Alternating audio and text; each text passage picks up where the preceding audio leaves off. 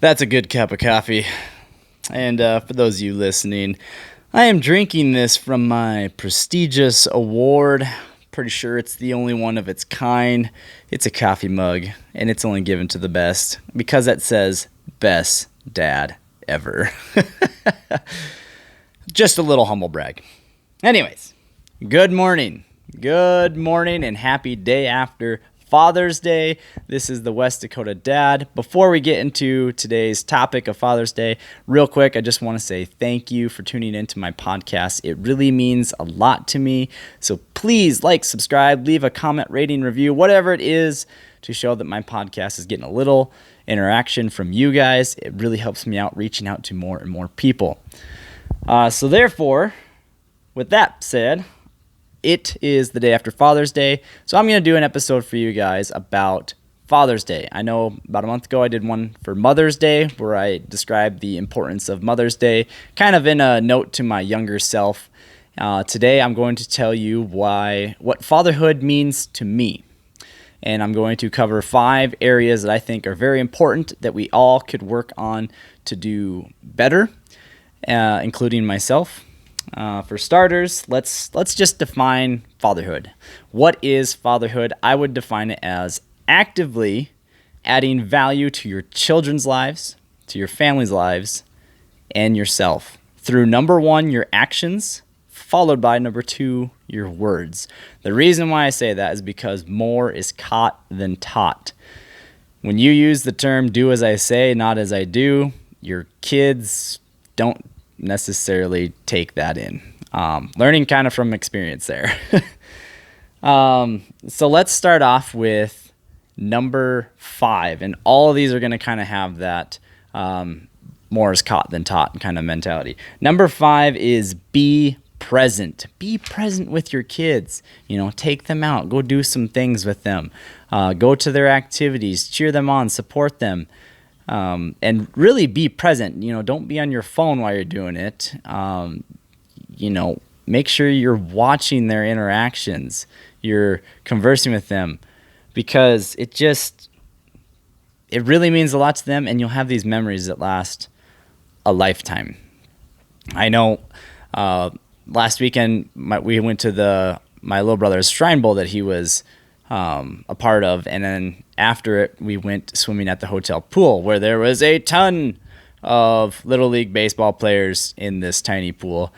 And so me and my daughter were in the pool swimming in our very tight little space, and there was this other little girl there. She was about 6 years old and kind of befriended us. I remember hearing her say something. I wish my mom would pay attention. Her mom was just off to the side, actually not even in the pool area, just outside the pool area, just kind of peeking in every now and then.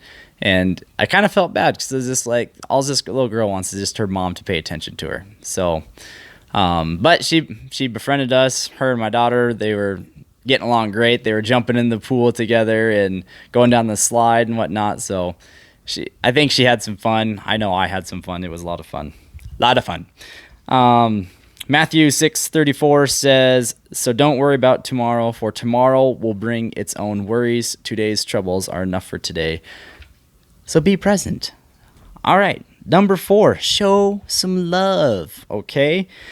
And this one, especially from the male perspective, a lot of times we show our love, or might be kind of a unique, tough love kind of thing. But sometimes with men, it's tough to verbally say, "I love you." And I kind of have a funny story with this. So as me and my mom would talk on the phone, we would always end with, "I love you." And then, of course, like a Midwest goodbye. It's about 5 minutes later, then we finally actually hang up the phone because we got trailed off on other topics.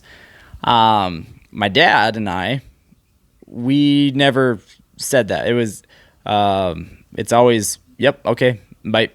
And my buddy in college, yes, you heard that right, college, he had said to me, "You don't ever tell your dad you love him when you say goodbye, but you do with your mom. What's up with that?" And I was just kind of like, "No, it's just an understanding. We know we love each other." He's like, "I tell my pops I love him all the time." I said, "Love you, Pops. Bye." Sure enough, he does. So the next time I talked to my dad, I was like, all right, I'm going to give this a shot. So as we were conversing and everything, And then I was getting ready to hang up the phone. I said, all right, love you, Dad. And he's like, I love you too, son. Yep, goodbye. He was so startled and taken back. He had no idea what to say. And it was pretty comical. But now it's part of our everyday conversations. We always end it with that. And it's kind of nice because it's you never know when the last time you're going to talk to somebody. And since he's not here in my town, he can't really show his love as much as he can by actually saying it on the phone. And so we just developed that over the years. It took a long time coming, but now we do it. Let's see here. Ephesians 6:4 says, "Fathers, do not provoke your children to anger by the way you treat them. Rather, bring them up with the discipline and instruction that comes from the Lord." So show some love. All right, number 3 is our work ethic. We all want our kids to be good workers because good workers gets promotions, it gets better jobs. But aside from that, if we want them to be good workers, we have to be good workers. If you wake up every morning and you're tardy for work and you go and complain about work, you just feel like you're in a dead-end job, and you come home, you kick your feet up feeling like you've done your work for the day, and then you leave it to the wife to, make supper, clean, take care of the kids and everything. And if she wants some help, and her kids are going to look at, well, if Dad can sit on the couch, why can't I? And then that's going to probably cause some tension in your marriage because nothing's getting done in the house. Just an example. That's not for every household. I get that. But if you do really have a job that you don't like, why is it? Is it the people at your work that just have negative attitudes and, it's tough? Because a lot of times work is what you make it. If that's the case, can you change it by being more positive, or can you transfer throughout the company, or is there another company similar to it that you can transfer to that has a better work environment? Or is it the actual work that you just can't stand? And so therefore, find something that you love, find something that you find purpose, find passion and pleasure in as far as work, because life's just too darn short to just hate that. And if you are constantly showing that you hate work, your kids are going to associate work with bad, even though it's, we need to use our God-given talents to be able to make a difference, both in our kids' lives, our community lives, and everything. And so you just need to find that job. So you need to work hard. That comes from Colossians 3:23. "Work willingly at whatever you do, as though you are working for the Lord rather than for the people." So take pride in the work that you do. Number 2, how do you treat your wife? Or if you're a single father, how do you treat your mother? How do you treat women in general? Is it with respect? So do you, when it comes to misunderstandings, do you get angered easily? Do you resort to verbal or physical abuse? I hope not, because your daughter will more than likely find somebody with your personality, and your son will often take after your personality. So if you want to know how to treat a woman or your wife, picture this, okay? It's your daughter. You have a clone personality of your own, and she is dating it or married to it. And there comes a misunderstanding, and he resorts to yelling and or beating or whatever it is to your daughter. Are you okay with that? I would hope not. And if it is your son doing that to someone else's daughter, I hope you're not okay with that either, because that's the model that they have to go off of. And, that starts with you. And it also comes from Ephesians 5:25. "For husbands, this means love your wives, just as Christ loved the church and gave his life up for her." That's a big responsibility, okay? You're talking about Jesus legitimately giving up his life for the church and her because he loved them so much. Now, obviously, I'm not saying husbands go give up your lives. No, that just means you need, it's about the marriage. It's not 50-50. It's a 100% deal, okay?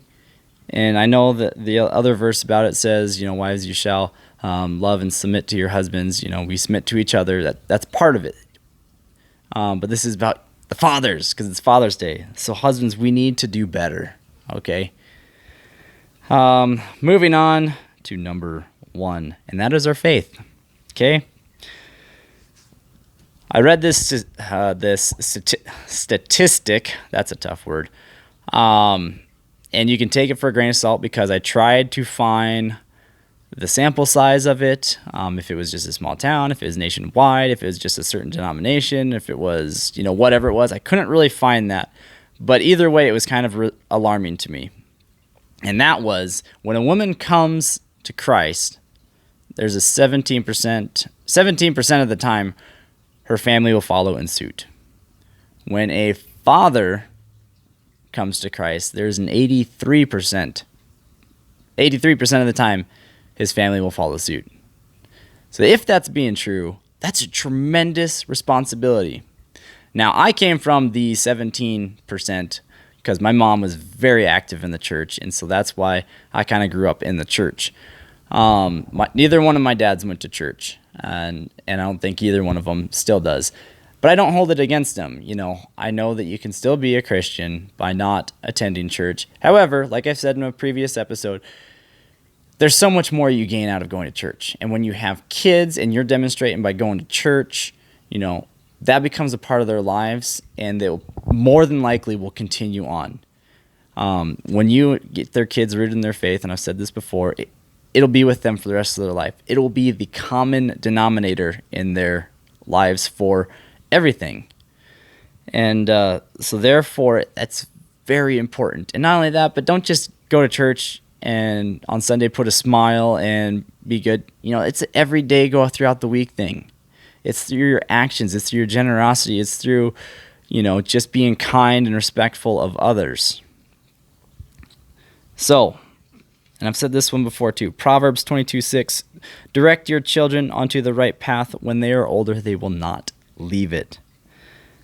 So those are my 5 areas that I think we could all do better on. Even if you're excellent at it, still try to do better, because if you feel like you have accomplished everything and you're at the top, then you're kind of sitting idle. There's always room for improvement.